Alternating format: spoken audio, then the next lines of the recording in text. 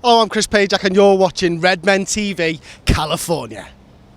Hello and welcome to the Redmen TV. We're in downtown LA. I'm here with the surprisingly tall John Champion and the man that Aaron Ramsey models his look on. Yeah, I noticed that. He pulled it off a bit better though. Andy never got sent off, which helps, which I did. But yeah, I mean, who dye their hair blonde? Oh. Man, you don't. I don't have that option. You don't have that issue? No, not a problem. No. Fantastic. I genuinely wonder how many people went to him like, mate, it's been done. Well, when I don't want to harp on about me, but '98 when I did mine, and we went home early, obviously, because we're Scotland, so we got put out. So a couple of weeks, you had holidays already booked, obviously, because you know you're not going any further, but you don't tell the manager. And then we did this bet, and I dyed my hair blonde. But my oldest one, who's now 20, this is how old, 21, was I think it was about 3 at the time. And my wife had him at Glasgow Airport when we returned, and he's shouting, "My dad's got blonde hair!" And my wife's going, "For God's sake, shut up. He looks a right tube. Can't believe he did that. I'm going to divorce him."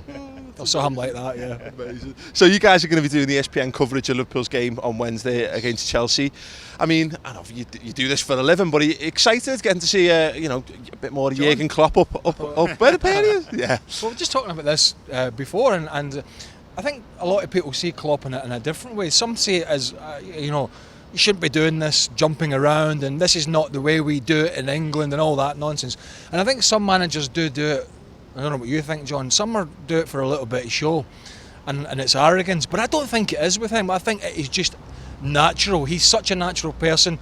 He's got that enthusiasm. He's got a love for the game. He connects with the supporters, and I love to see him doing that on the side of the pitch.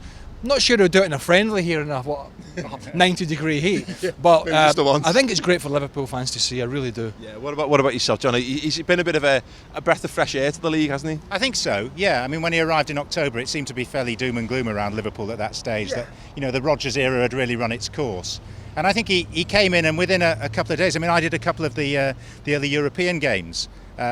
And encountered him then, and you just walk into a room and he's got some presence and charisma about him, and I think that goes an awfully long way, regardless of his football ability, which clearly is there as well, and the way that he's gradually remodelling the squad and the backing that he's getting from the owners of the club, I think bodes really well, and we're going to get a first taste here of what it's all about, and we're hopefully going to see a bit of Wijnaldum, we'll see Sadio Mane against good class opposition.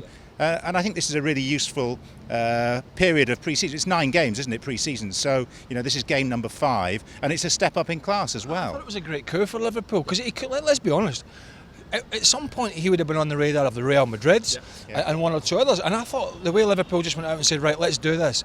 And I think it's a really exciting time for the club. Look, ultimately he'll be judged like the rest of them, whether it's Kenny Dalglish or any of the other ones that have been in, Brendan Rodgers, Roy Hodgson, do you remember him? We don't mention that name on this channel, thanks. I think it's going to be exciting, and look, we don't know how it's going to go for Liverpool, but we don't know how it's going to go for Man City, we don't know how it's going to go for Man United with Mourinho or Conte for Chelsea, and what we do know is Arsenal will be top 4. Well, that's what we do, isn't it? We kind of know that, but is it not more exciting from a Liverpool perspective? You just don't know how it's going to go, and it's going to be fresh, and it's going to be honest, and I think it's good for the league as much as good for the city as well. Yeah, I think there's so much competition coming to the league, John. This is arguably the most competitive in terms of managerial talent, if nothing else, this league's ever been. Yeah, it's just a stellar managerial environment now, and of course we're seeing these extraordinary transfer fees with the new TV deal kicking in, and set against that background and the possibility of a £100 million player for the first time this summer, and even elsewhere, Higuain going for €90 million this past couple of days. You look at Liverpool's buys, it's sort of in the middle market as it is now, extraordinarily, 34 million man, but that's in the middle of the market, but they could represent great value for money. Also, you mentioned it, was the... Sorry. Just your cables loose. Back on? Yeah? Sorry, yeah. No, just John mentioned there, or we mentioned about managers. I think that is an issue for a lot of them, that we are seeing top managers coming to the Premier League, but not necessarily the top players.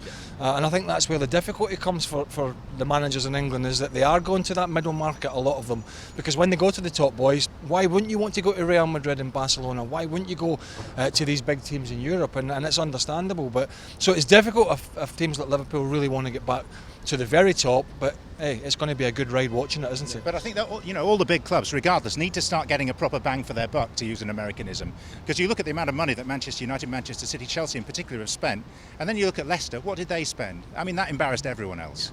No, absolutely. I have to ask Craig, Do you hate Liverpool? Sorry, have I? I remember you got a lot. I think you got a lot of stick a number of years back from Liverpool fans. I get stick for everybody. Wrote a column about Brendan Rodgers saying he was all talk. That got a bit of stick. Wrote a column about Everton. I hate Chelsea. Sure. I certainly hate Celtic. The Celtic fans keep reminding me I played for them. I'm a Man United hater as well. And on top of that, the wife and kids don't like me either. So I get booed when I walk in my own house. So I don't care what people think. I just do my job. I love Liverpool. It's a great city. Steve Nichol's a big friend of mine. We live close to each other in Burlington, in Connecticut. He golfs with me. I think Liverpool's a fantastic club. I think English football and the Premier League needs a strong Liverpool, needs a strong Everton. It's not just about the Cities and the Uniteds and the Arsenals and the Chelseas. These teams have to get back in the mix. And I certainly hope it happens. As I say, I'm a big fan of Klopp, but it's going to be difficult. Yeah. So quickly then, just where do you think Liverpool can go this season? No European football to worry about.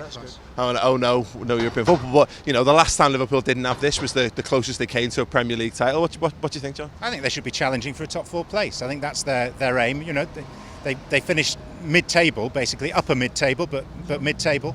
And I think, you know, that's where Klopp potentially could make the difference, because he's had a year to attune himself to English football. Some of his big managerial rivals haven't. So I think he's got an inherent advantage there. Yeah, I think top 4, and then, you know, give them another 2 transfer windows after this one in August, and then you can really look at a squad. I think it's difficult to change everything within one main transfer window. I know he had the January one, but that's neither here nor there. So I think this transfer window, a good full season, get rid of the dead wood, make sure he gets who he wants, get the backing from the owners, the US owners, and they have spent some money over the piece. You know, Brendan Rodgers can't complain about the lack of money, and then get rid of Balotelli. If he can do that, everyone's a winner. Well, is it miracle working if he can get rid of Balotelli? Imagine he got money for him. If he gets money for Balotelli, put money on Liverpool to win the league within the next 2 years. I genuinely thought you were going to say if he gets money for Balotelli, I'll dye my hair blonde again. But that's for another day. I'll dye the bald plate. I'll dye the back of the back ball. Fantastic. Well, gents, thank you very much. An absolute pleasure. Cheers, boys. Cheers. Enjoy America. Yes, I fully intend to. And of course, you can check out the coverage of the match over on ESPN.